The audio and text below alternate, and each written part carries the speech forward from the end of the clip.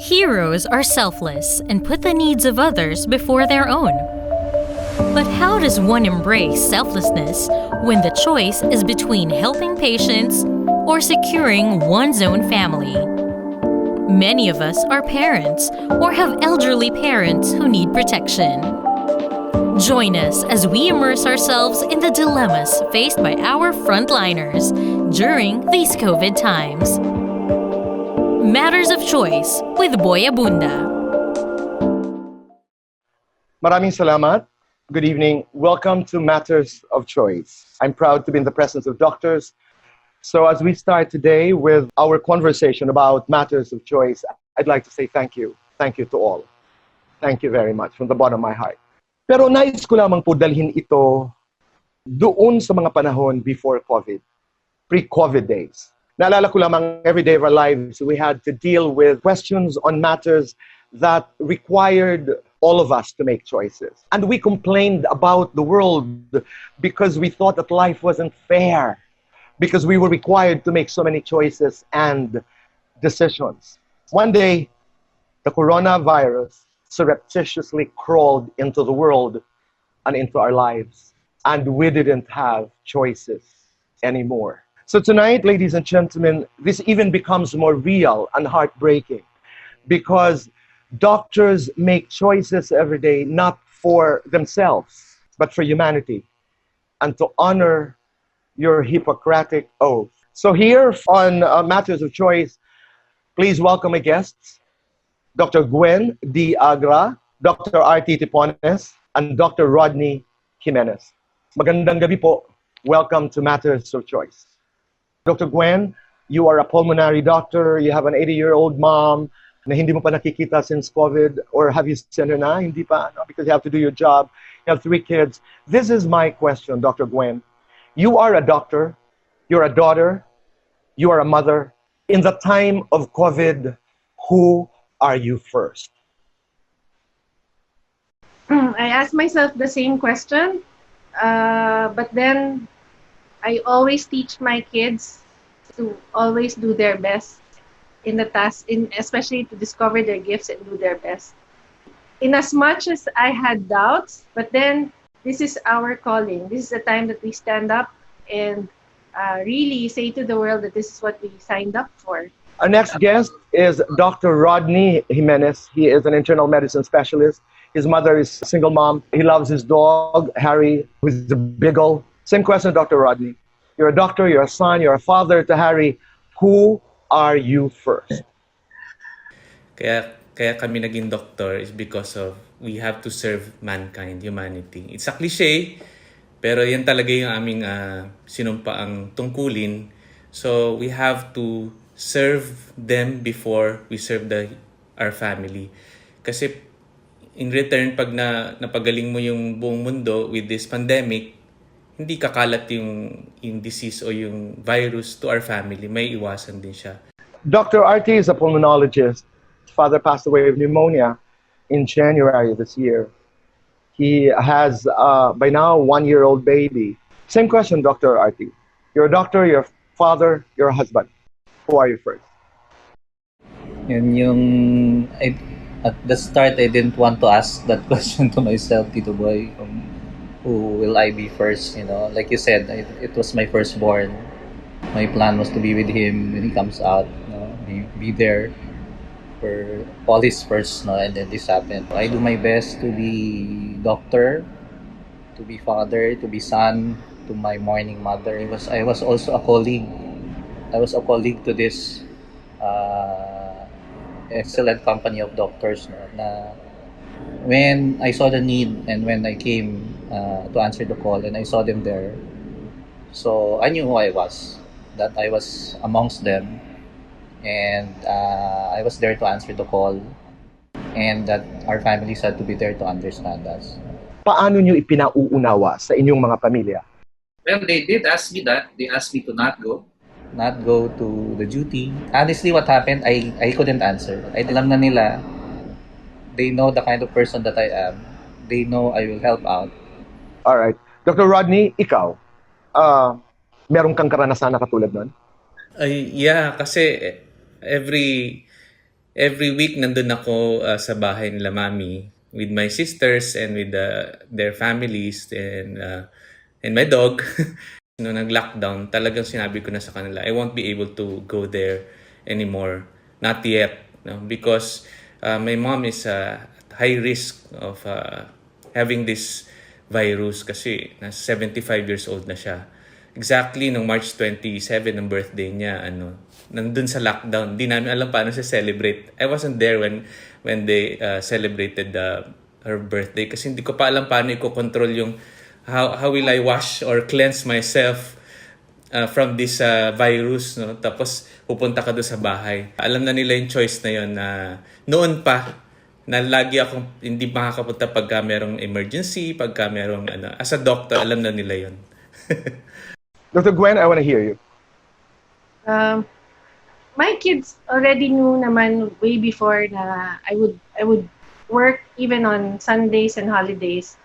It's my eldest, surprisingly, it's my eldest who's 13 who had a lot of issues. Up to now, my eldest would say, "Mommy, don't die.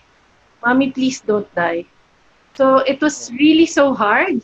But then I would tell him, Mommy's trying to make people not die. So please just pray for Mommy. I always ask them to pray for me. And somehow they understood. How often do you contend with that idea of, is this my end? Is death close by? Every morning when I wake up, I would try to smell either perfume or coffee just to check if I have intact sense of smell. So that's how paranoid we are. And the sad part is, on top of that, seeing death up close, parang you're so helpless. You've given them all the treatment that was possible at that particular time. And at the end of the day, they haven't even spoken to their families. Yun yung mabigat. On top of death itself, seeing death, even during the non-COVID times, we see death frequently, but now it's more painful kasi they're so alone. And even when we make rounds, we're all in full gear, we don't see faces. And they only hear muffled voices because we have masks. So it's so impersonal. And it's so, I would put myself into their shoes, the patients, kasi it's really so frightening to be alone. And to see these aliens visiting you, they hardly talk. Yun. So that's the experience. Doc Artie, I'll put it straight. Are you afraid to die? When this COVID thing happened, very, very, very much. No, I was like you mentioned, Tito Boy. I lost my dad before COVID, so I wasn't ready to lose anyone in the family anymore. So it makes me always to be on my toes, to be careful, so that we will survive. No, and in the end, we will prevail. Dr. Rodney, had you known, halimbawa lang, this is hypothetical, had you known that COVID was going to happen, would you have chosen another profession? Maybe, sana nag-artista na lang ako. It never came to my mind na sana iba yung kahit na every night nung March, parang lagi kang naiiyak kasi tatakot ka rin mamatay dahil sinong may iwan para sa family mo. Kaya nga nagsulat na rin ako ng last will and testament ko. Are you serious? You did write? Yes, I already wrote my last will and testament. Kasi parang nung March, yung March na parang nakakatakot na na pwede ka, kasi sunod-sunod yung mga doctors nun namamatay. At parang lakasan na lang ng loob na paano ka, kasi tinawag ka eh. Yan lagi sabi ko, eto na yun. Eto, nababasa ko lang sa libro to, tinuturo ko lang to. Ngayon totoo na siya. That's an insight to me because tayo kasi as a culture, we're not very comfortable. Ako to this very day, until nanay passed on sa St. Luke's Global, hindi ako, hanggang ngayon, akala ko magiging komportable ako doon sa konsepto ng death. I still am not. Have you done yours, Dr. Gwen? Honestly, no. Why? Mabubuhay tayo. Okay. But ever since naman, I already made parang mga financial plans for the college tuition of my kids, ganyan. It's different. If I were to ask, halimbawa, Dr. Artie, iba, no? May anak ka ngayon na it's very special. Would you write a last will? I know we will survive, sabi ni Gwen. I have so many plans for my baby. I'm not ready to die. Sa pessimistic pala ako, Romel. But how do you entertain yourselves? Dr. RT, ikaw. Entertainment. Di ba tayo, Gwen? There are health workers or frontliners who are just so exhausted, Tito Boy. Parang minsan, entertainment is a luxury. But what really will make my day is, I guess for all first-time dads out there, no? What will really make my day is to be able to go home, amoy-amoyin mo yung balat ng baby mo, makatabi mo, matulog yung baby mo, to see my mom getting over the loss of my dad, and to see my wife, no, doing well. And yun nga, really talaga, madikit lang ako sa baby ko, tanggal lahat ng pagod, I'm ready to fight another battle again. Tuloy ko na. Last question, Dr. RT. You're in front of God. What is your prayer? I just pray, God, I know you have a plan for all of us beings, no, under your care. Alam ko hindi mo kami pababayaan. There is a lot to be learned from something like this, we know. Please have mercy on your people, as you always do. See us through, and help us survive this crisis. Ituloy mo na, Dr. Gwen. And also to be able to instill hope in other people, because sometimes it's so hard when we are tired, when we are exhausted, but it's also our job to encourage other people. So to keep us, to use us as instruments apart from the physical healing, but also to uplift our colleagues and other people. Rodney? Sana maintindihan mo ako na nagagalit ako sa iyo kasi bakit mo pinabayaan ganito yung mga alam ko meron kang plano, pero kasi may mga tao din na parang hindi kami naiintindihan bakit ganito yung mga ginagawa namin. Sana mapagaling mo na lahat ng tao kasi hindi rin namin sila maintindihan kung bakit nagiging ganito sila, hindi sila sumusunod sa mga sinasabi namin, at di rin naman nila kami naiintindihan kung bakit ganito yung ginagawa namin sa kanila, or yung ibang hindi namin nagagawa ng attention, na nabibigyan attention. Pero I know you are powerful and loving, and you understand, and I hope you cure us all and cure this world from the pandemic. Maraming salamat sa inyong mga kwento. Thank you very much, Dr. Gwen, Dr. RT, and Dr. Rodney. Hindi kasya yung maraming salamat. I cannot thank you enough.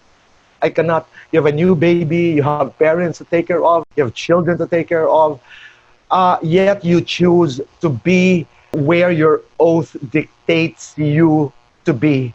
When in fact, you can choose to be at home, but you choose to take care of humanity. Yung takot din, nobody is ever ready to die. I remember a conversation between Oprah and the great Maya Angelou, and they spoke about purpose and service. Yun na nga. It takes a while for us, iba't ibang age, iba't ibang panahon, that we realize, ano ba talaga, why are we here in this world? Who am I and what is my purpose? Lucky for those na nasasaguting katanungang ito early on in their lives. Sometimes it takes a while. Marami ang nasasagot ito ngayon in the time of COVID. Like you, I was just listening to you that I know my purpose and it is connected to service. And I think that is a most heroic way of expressing purpose, which is through service to humanity. Maraming salamat. Thank you very much, and thank you for being part of Matters of Choice. God bless you. God bless us all.